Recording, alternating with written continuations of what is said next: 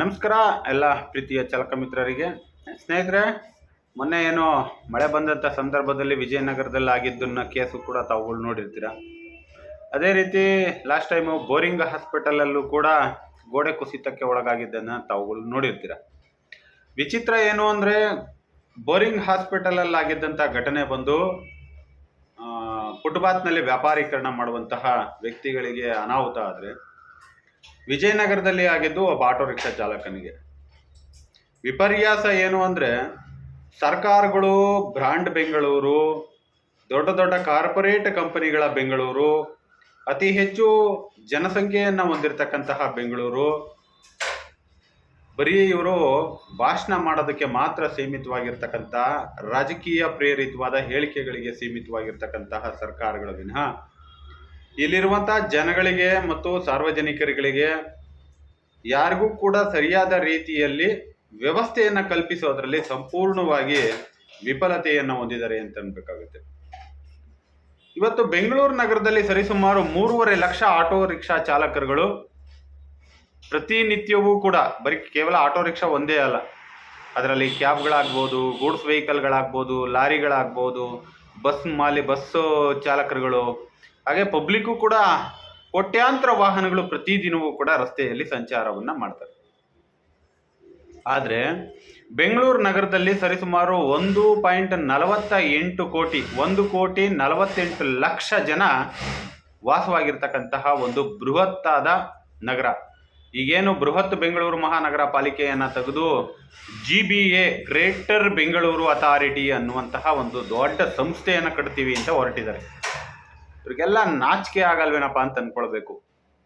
1,48 ಲಕ್ಷ ಇರ್ತಕ್ಕಂತಹ ಜನಗಳ ಒಂದು ದೊಡ್ಡ ಸಮುದಾಯ ಇರ್ತಕ್ಕಂತಹ ಒಂದು ನಗರಕ್ಕೆ ಶೌಚಾಲಯಗಳನ್ನು ಎಷ್ಟು ಕೊಟ್ಟಿದ್ದಾರೆ ಅಂತಂದರೆ ನಿಮಗೆ ನಾಚಿಕೆ ಆಗುತ್ತೆ ಅವ್ರಿಗೆ, ಅಧಿಕಾರಿಗಳಿಗೆ.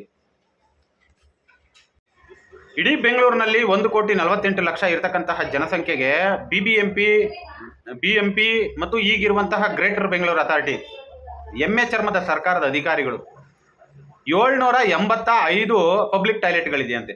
ಅದು ಇರೋದು ಕೆಲವು ಎಂಥ ಜಾಗಗಳಲ್ಲಿ ಇದ್ದಾವೆ ಅಂದರೆ ಅಲ್ಲಿರೋದು ಜನಗಳಿಗೆ ಗೊತ್ತಾಗೋದಿಲ್ಲ, ಅಂಥ ದರಿದ್ರ ವ್ಯವಸ್ಥೆಯಲ್ಲಿ ಮಾಡಿಟ್ಟಿದ್ದೀರಾ.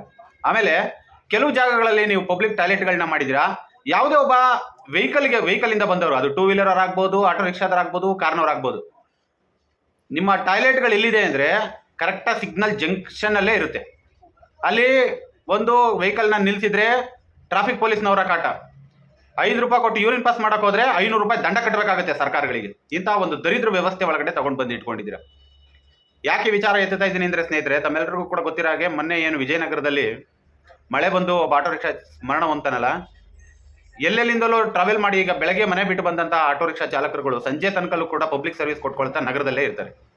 ಇವ್ರುಗಳಿಗೆ ಒಂದು ಒಳ್ಳೆ ಫೆಸಿಲಿಟಿ ಕೊಡೋಕ್ಕಾಗ್ತಾ ಇಲ್ಲ ಈ ದರಿದ್ರ ಸರ್ಕಾರಗಳಿಗೆ. ನಾವು ಬೆಂಗಳೂರು ಅಭಿವೃದ್ಧಿಯ ಹರಿಕಾರರು ಅಂತೇಳಿ ಉದ್ದುದ್ದಕ್ಕೆ ಹಗಲಕ್ಕೆ ಭಾಷಣಗಳನ್ನ ಮಾಡ್ತಾರೆ ಸಿಕ್ಕಿದ ವೇದಿಕೆಗಳಲ್ಲಿ. ಚಾಲಕರುಗಳು ಎಚ್ಚೆತ್ಕೊಳ್ಬೇಕು. ಇಂತಹ ವಿಚಾರಗಳನ್ನ ಇಟ್ಕೊಂಡು ಸರ್ಕಾರಗಳನ್ನ ಪ್ರಶ್ನೆ ಮಾಡಬೇಕು, ಅಧಿಕಾರಿಗಳನ್ನೂ ಕೂಡ ಪ್ರಶ್ನೆ ಮಾಡಬೇಕು. ಸರಿಯಾದ ರೀತಿಯಲ್ಲಿ ವ್ಯವಸ್ಥಿತವಾಗಿ ಫೆಸಿಲಿಟೀಸ್ ಇದ್ದಿದ್ರೆ ಆ ವ್ಯಕ್ತಿ ಯಾಕೆ ಅಲ್ಲಿಗೆ ಹೋಗಿ ಯೂರಿನ್ ಪಾಸ್ ಮಾಡಕ್ ಹೋಗ್ತಿದ್ದ?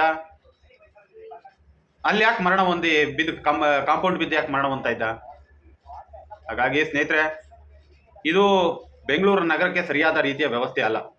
ಹಾಗಾಗಿ ಮುಂದಿನ ದಿನಗಳಲ್ಲಿ ಜನಸಂಖ್ಯೆ ಹೆಚ್ಚಾದಷ್ಟು, ಪಬ್ಲಿಕ್ ಸರ್ವಿಸಿಗೆ ಬರ್ತಾ ಇರತಕ್ಕಂಥ ವಾಹನಗಳು ಹೆಚ್ಚಾದಷ್ಟು ಬೆಂಗಳೂರು ನಗರಕ್ಕೆ ದೊಡ್ಡ ಮಟ್ಟಕ್ಕೆ ಆಗ್ರಹವನ್ನು ವ್ಯಕ್ತಪಡಿಸ್ತಕ್ಕಂಥದ್ದು ಆಡಳಿತ ಸರ್ಕಾರ ಮತ್ತು ಅಧಿಕಾರಿಗಳಿಗೆ, ಅದರಲ್ಲೂ GBAಗೆ ಇರ್ತಕ್ಕಂಥವ್ರಿಗೆ ಅತಿ ಹೆಚ್ಚಿನ ಪಬ್ಲಿಕ್ ಟಾಯ್ಲೆಟ್ಗಳನ್ನು ಅತಿ ಹೆಚ್ಚಿನ ಸಂಖ್ಯೆಯಲ್ಲಿ ಇನ್ನೂ ಕೂಡ ಸ್ಥಳಾವಕಾಶಗಳು ಎಲ್ಲೆಲ್ಲಿ ಸಿಗುತ್ತೆ ಅಲ್ಲೆಲ್ಲ ತಾವು ಪಬ್ಲಿಕ್ ಟಾಯ್ಲೆಟ್ಗಳನ್ನ ಮಾಡಬೇಕಾಗುತ್ತೆ. ಯಾಕೆಂದ್ರೆ ಇವತ್ತು BP, ಶುಗರು ಈ ಥರ ಇರುವಂತಹ ಕಾಯಿಲೆ ಇರುವಂತಹ ಹಲವಾರು ವ್ಯಕ್ತಿಗಳಿರ್ತಾರೆ. ಅವರೆಲ್ಲ ಎಲ್ಲಿ ಹೋಗ್ಬೇಕು?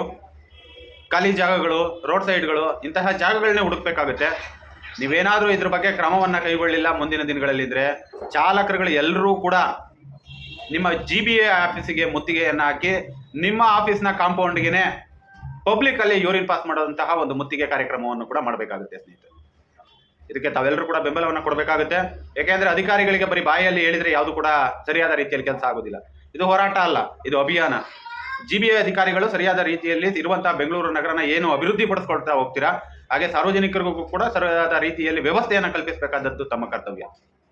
ಇದನ್ನೇನಾದರೂ ಮಾಡಲಿಲ್ಲ ಅಂದರೆ ನಿಜವಾಗ್ಲೂ ಕೂಡ ಮುಂದಿನ ದಿನಗಳಲ್ಲಿ BBMP ಆಫೀಸ್ನ ಏನು GBA ಅಂತ ಮಾಡ್ಕೊಂಡು ಕೂತಿದ್ದೀರಾ, ಅದೇ ಆಫೀಸ್ನ ಕಾಂಪೌಂಡ್ಗೆ ದೊಡ್ಡ ಮಟ್ಟಕ್ಕೆ ಚಾಲಕರಿಂದ ಅಭಿಯಾನವನ್ನ ಮಾಡಿ ಮುತ್ತಿಗೆ ಹಾಕಿ ನಿಮ್ಮ ಇಡೀ ಕಾಂಪೌಂಡನ್ನು ನೀವು ಒಳಗಡೆ ಕೂತ್ಕೊಳ್ಳೋಕ್ಕಾಗಬಾರ್ದು, ಆ ರೀತಿಯಾಗಿ ಒಂದು ವ್ಯವಸ್ಥೆಯನ್ನು ಮಾಡಿಕೊಡ್ತೀವಿ.